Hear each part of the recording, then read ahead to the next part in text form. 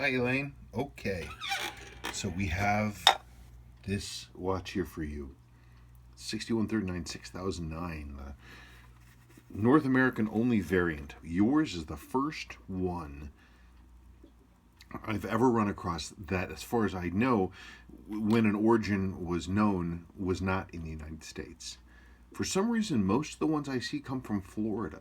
I don't know why, but this one came from the PX in Guam. He bought it brand new on a military base, and that's pretty cool. That's a cool story.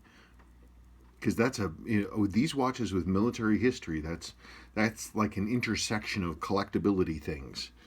To have it be not only vintage Seiko but military, so that's cool. The watch is actually, for as worn as it looks on the outside, the looks can be deceptive, as we see here. The way these numbers work, first at a glance, we see that it's actually steady output. This is the ticking and the talking. It's steady output, and it's a clean output. It's not messy and snowy and gross and weird. It's clean. We've got two lines, so that tells us there's a little bit of beat error, and it's losing some time, but we can tell that it's actually not in bad physical condition. This is the number that really matters. This shows the beat error, by the way. This is the number that really matters. This is amplitude. Tells us how far back and forth the balance is turning. Tick tock, tick tock, tick tock. This is low. It's 40, 50, 60 points low.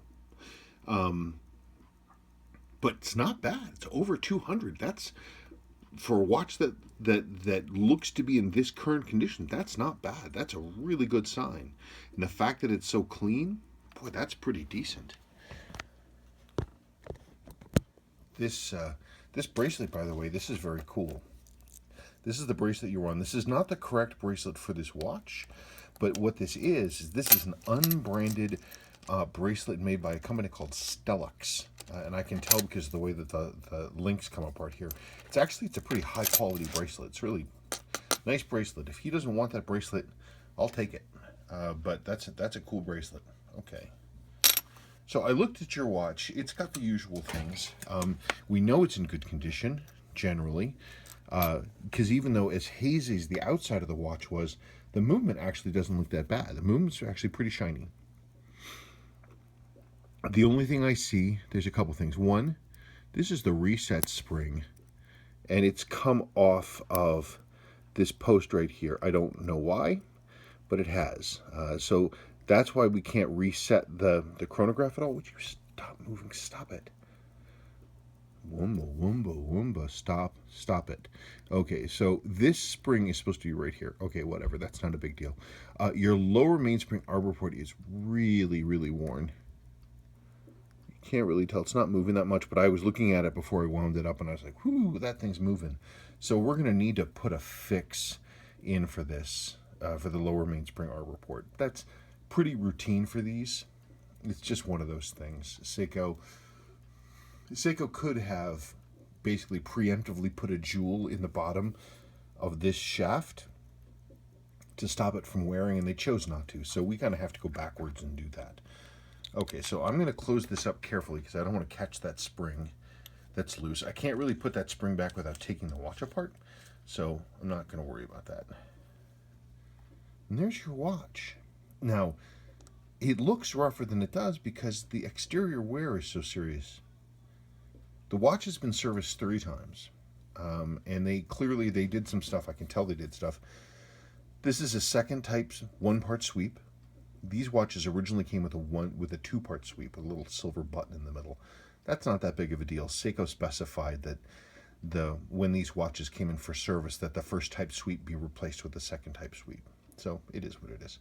Your stem has definitely been replaced because it's too long. It's sticking out too far.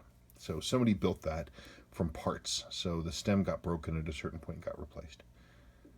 I'm amazed how unfaded this indicator ring is. So I have to assume that because these fade like the devil in the sun, these indicator rings, they turn a light black and then they turn to a gray, an ash gray.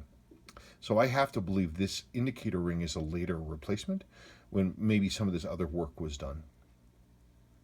Your lume is a little degraded in your hands.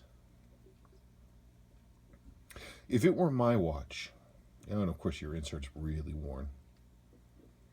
If it were my watch, I would leave all these exterior things. I mean, I would just clean the heck out of it, but I don't know that I would swap any of this stuff out. It's part of the character of the watch. If you want me to look into getting a replacement for this, I can, but new replacements don't really, they're not good quality, and I don't recommend using them.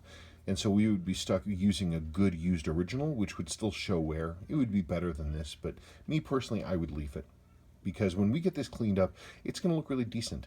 I might suggest having me relume these hands, because I can put in luminous material that is an old style loom that I have invented that mimics old loom like this, and it would look nicer. But we can also leave it. It needs service. It needs a crystal. Needs a case rebuild with seals. It's going to need that lower mainspring arbor port repair, but we get those things done, and you'd be amazed how nice this watch will look.